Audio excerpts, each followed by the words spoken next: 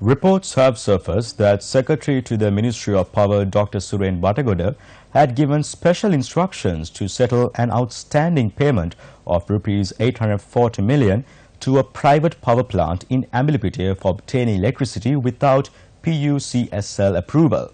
CEB Deputy General Manager Sujiva Bevikrama, who strongly objected to the payment, was interdicted earlier this month.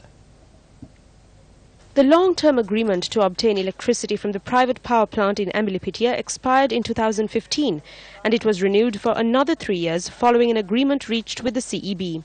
However, for the purchase of electricity from the private power plant, the CEB must obtain approval from the Public Utilities Commission of Sri Lanka.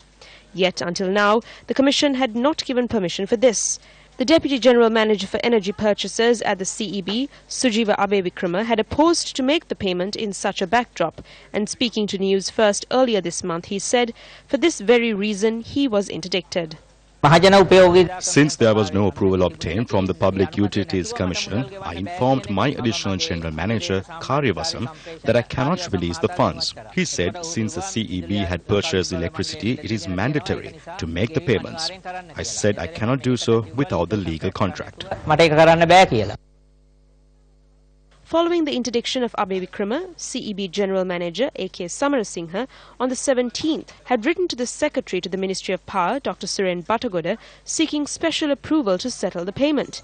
Though Dr. Batagoda had given permission, his letter had noted that there were administrative issues with regard to purchasing electricity from the power plant in question.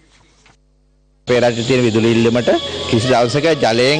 energy requirement in the country cannot be solely met by hydroelectricity. We are making attempts to make procurements at a low cost to the government. The amount given to the power plant you are referring to is also low. If we procure from a fresh power plant, the cost will be even higher.